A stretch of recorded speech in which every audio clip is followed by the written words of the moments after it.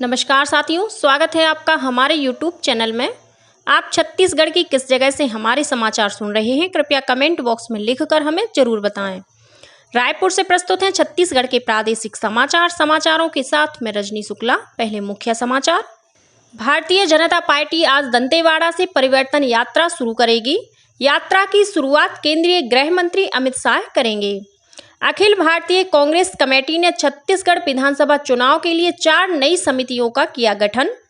मुख्यमंत्री ने कल नगरी सिहावा के मुकुंदपुर में राम वनगमन पर्यटन परिपथ के तहत भगवान श्री राम की भव्य मूर्ति और करीब 10 करोड़ रुपए की लागत के विभिन्न निर्माण कार्यों का किया लोकार्पण।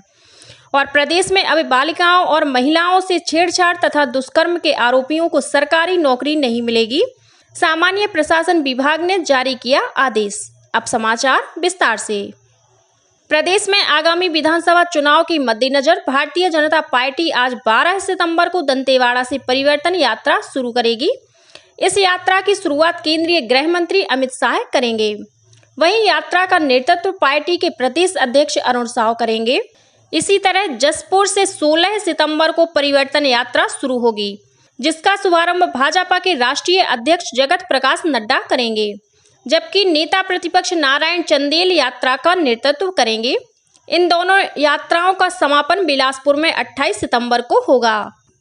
भाजपा प्रदेश प्रभारी ओम माथुर ने कल रायपुर स्थित प्रदेश भाजपा कार्यालय में परिवर्तन यात्रा रथ की विधिवत पूजा अर्चना कर दंतेवाड़ा के लिए रवाना किया।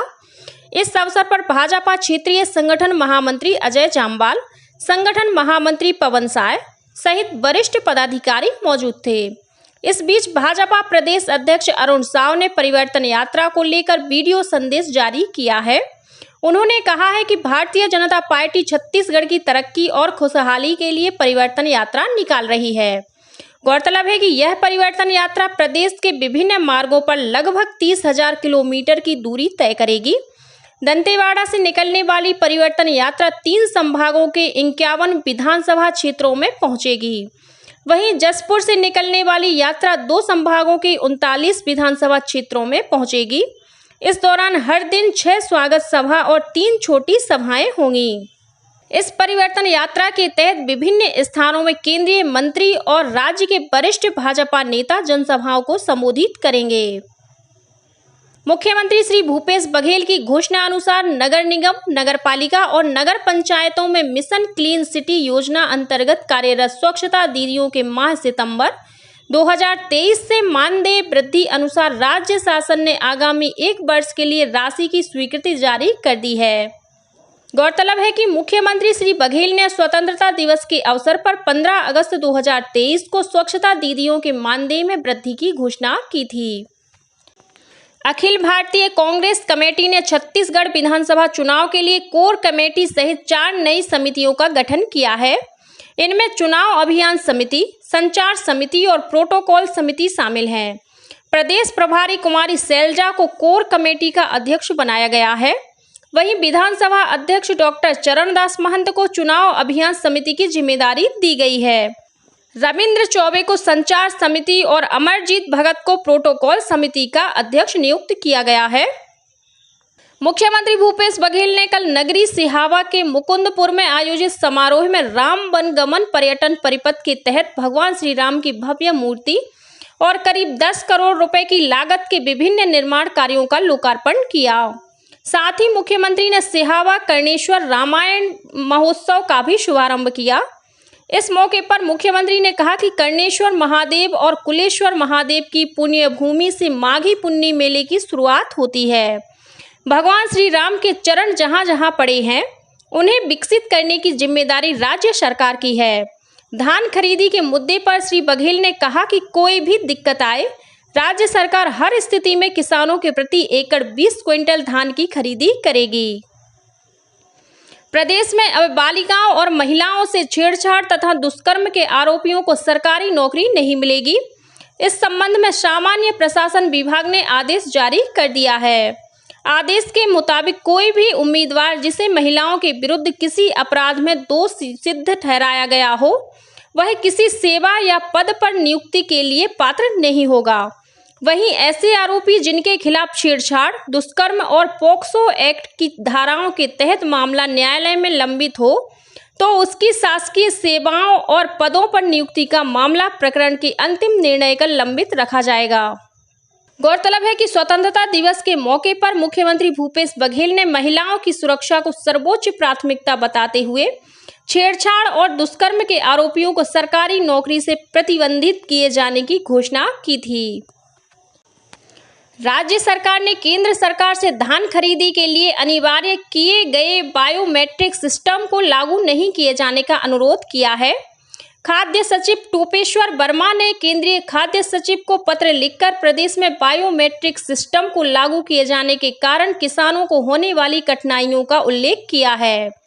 उन्होंने पत्र में लिखा है कि राज्य के बस्तर और सरगुजा क्षेत्र के दूरस्थ और पहाड़ी इलाकों में कई स्थानों पर इंटरनेट कनेक्टिविटी की सुविधा की कमी के कारण बायोमेट्रिक आधारित खाद्यान्न खरीदी लागू करने में दिक्कतें आएंगी।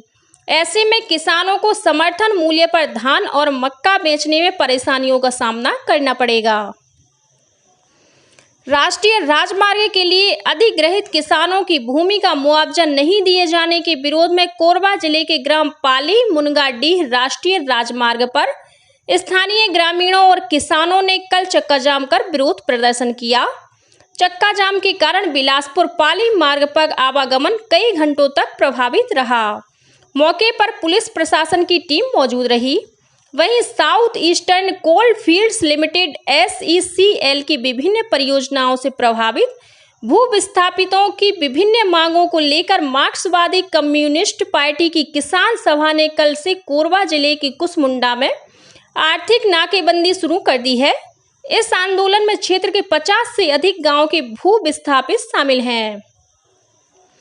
राज्यपाल और कुलाधिपति विश्वभूषण हरिचंदन ने डॉक्टर राम रणविजय सिंह को दाऊ वासुदेव चंद्राकर कामधेनु विश्वविद्यालय का कुलपति नियुक्त किया है।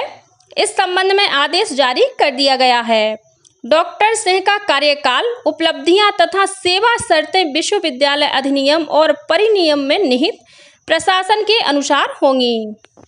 भारतीय जनता पार्टी के राष्ट्रीय उपाध्यक्ष और प्रदेश के पूर्व मुख्यमंत्री डॉक्टर रमन सिंह ने कल राजनांदगांव में बूथ स्तर के पार्टी पदाधिकारियों की बैठक ली। इस दौरान डॉक्टर सिंह ने कार्यकर्ताओं से प्रदेश में आगामी विधानसभा चुनाव के साथ साथ अगले साल होने वाले लोकसभा चुनाव की तैयारी करने को कहा। उन्होंने मेरा बूथ सबसे मजबूत के संकल्प के साथ राज्य सरकार की नाकामियों को आम जनता तक पहुंचाने और मोदी सरकार की उपलब्धियों से अवगत कराने को कहा। बैठक में राजनांदगांव सांसद संतोष पांडेय ने राज्य सरकार पर वादाखिलाफी का आरोप लगाया। उन्होंने कार्यकर्ताओं से आगामी विधानसभा चुनाव में एकजुट होकर कार्य करने को कहा। छत्तीसगढ़ के स्कूलों में नई शिक्षा नीति के अनुरूप बच्चों को शिक्षा के साथ साथ उनके शारीरिक और मानसिक विकास के लिए कई नवाचारी पहल भी किए जा रहे हैं। बलौदाबाजार जिले के ग्राम पौसरी में एक ऐसे ही नवाचारी पहल के तहत अनोखा खिलौना संग्रहालय तैयार किया गया है। पाठ्य पुस्तक निगम के अध्यक्ष शैलेश नितिन त्रिवेदी ने इस अनोखे खिलौना संग्रहालय का शुभारंभ किया। शासकीय प्राथमिक स्कूल की शिक्षिका भारती वर्मा ने अध्यापन कार्य के साथ साथ नवाचारी पहल करते हुए अपने स्कूल में खेल खिलौना संग्रहालय की स्थापना की है।